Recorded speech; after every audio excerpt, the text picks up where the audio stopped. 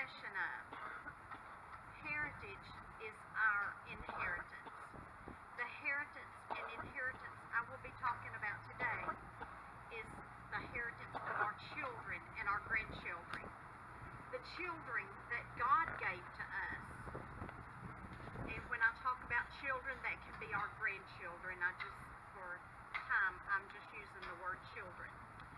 Psalm says in 127:3, children are a heritage of the Lord.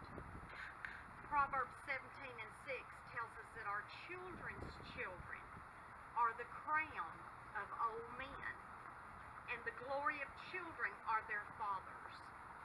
Our children deserve their fathers.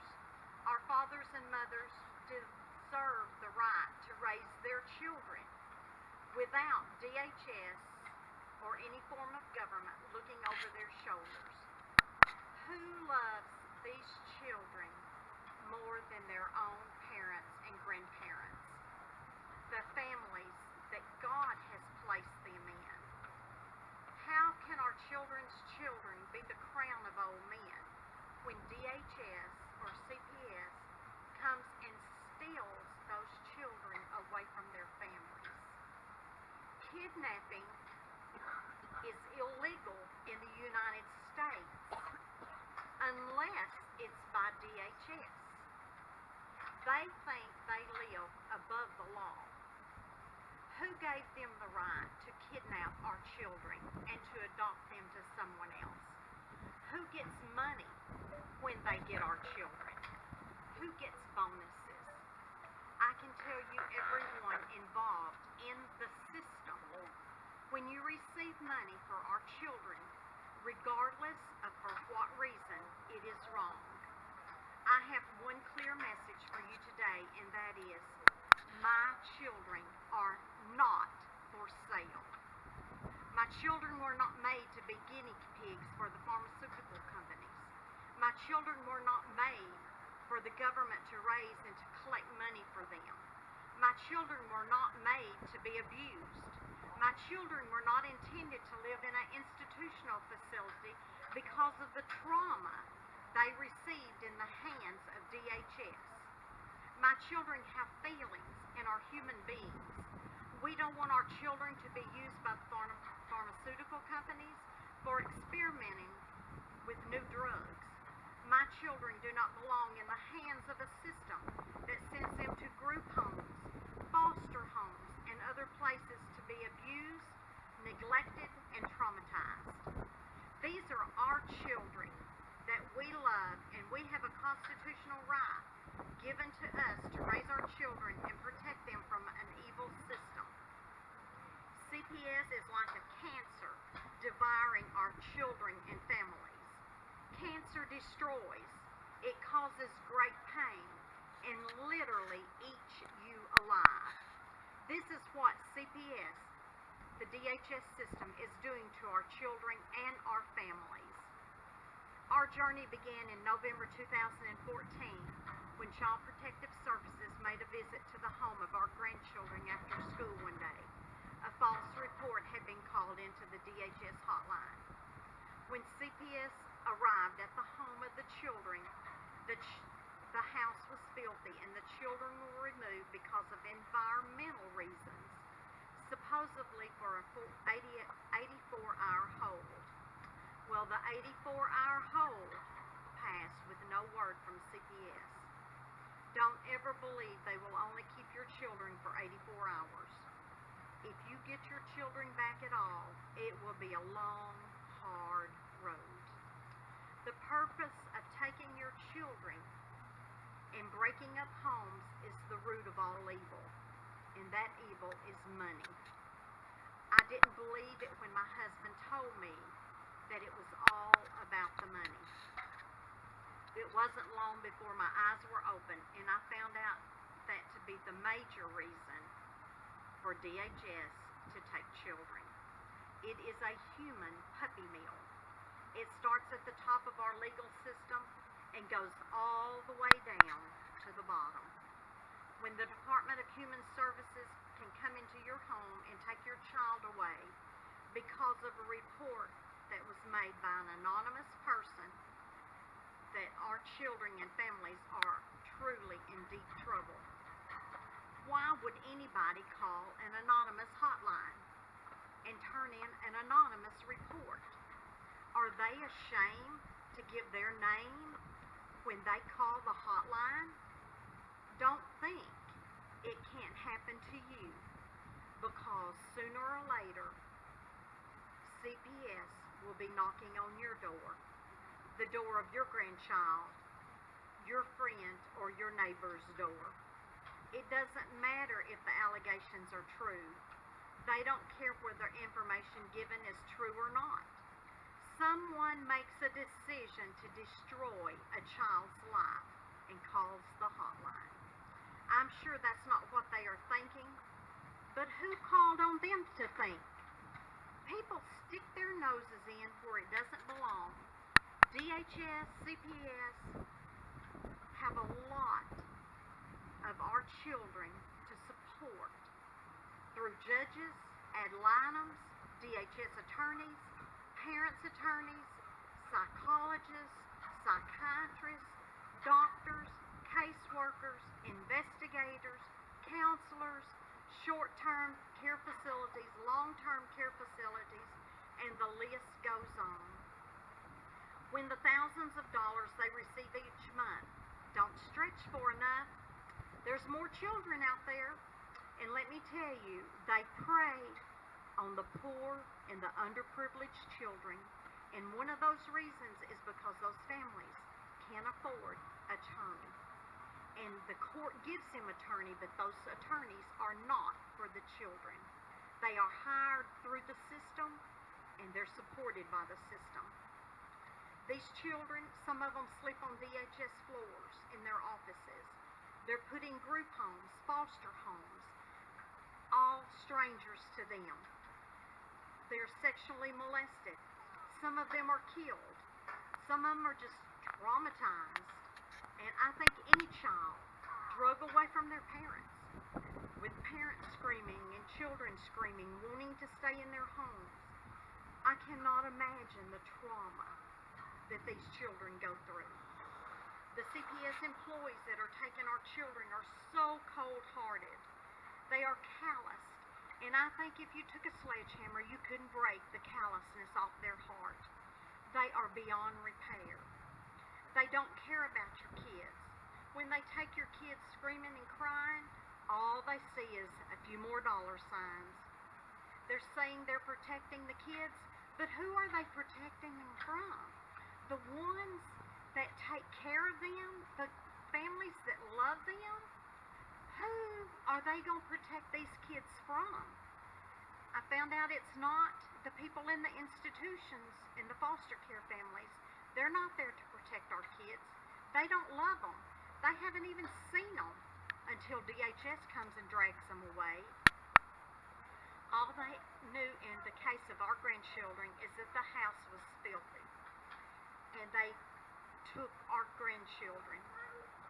CPS don't think about the trauma that these children will face, or how will it affect their schooling if they're kept out of school for several days like ours was. Were they concerned? Apparently not. They need more money times the 3 children that they took from us. They get bonuses if these children need a doctor, or if they're traumatized, or if something's wrong with the child. They get more extra money, extra bonuses for all of these ailments that they can say that the children have. I believe that all children have issues when drug away from their parents, not just the trauma of being taken away. The more children, the more money. Who in DHS loves your child more than you do, or more than your parent does? They've never seen your child. They wouldn't be at your home if it wasn't for someone calling the hotline. They've never been there before. They don't know the individual child's needs. They don't know the routine of the family. They don't know what is comfortable for that child. And they don't care if your child has special needs. If it doesn't going in, it will have coming out. Don't think for a second that the ad litems care for your child. Ours didn't until we hired an attorney outside of the system. It seems that things really change when you show up with an attorney that is not court appointed. They draw a paycheck just like the others. They will tell you that they'll help you work things out. If you can even get in touch with them, they will make appointments and then cancel. They will tell you things that aren't true. They will try to figure out what's going on with the children without even finding out the truth about what's going on. They make very few visits to the children because they don't have the time. They have too many other cases to be in court with. Your case will get pushed to the back burner. The parent's attorney that is assigned by the court is just there to draw a check. They don't help the parents. It's the dollar signs. The real need for parent counsel will not be met with a court-appointed attorney. All of these attorneys are in the same boat. If they go against DHS and lose a few cases, they will be replaced. It wasn't until we hired a second attorney that we got any help. And I am so proud to say that our attorney is Joe Churchwell. He has went far beyond and done far more than we ever expected of him. He is a great guy, and he will help you find your battles. Common people can't talk with a judge about a case and express their views, or even tell what the children would like. The judge's information comes from people who care nothing about your child.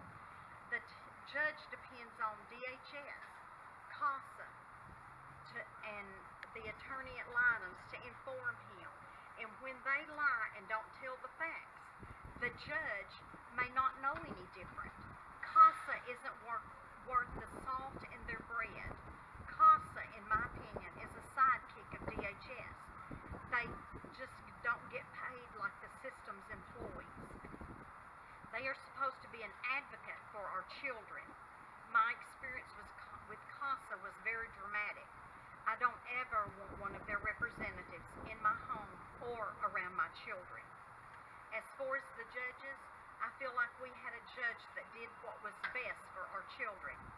The DHS attorney should be there to protect and to do what's right for the children and not lie about the facts, which ours did. The judge may not know when the attorney is being honest or lying. It's a shame when you have to sit and listen to an attorney tell the judge lies and there's nothing you can do. You can't disrupt court or you'll be threatened. You can be in contempt of court and put in jail. The children really don't have a voice. Not with the ad litem, not with their caseworker, not with CASA, nor with anyone else that represents this evil system. DHS works hard on getting families to adopt your children.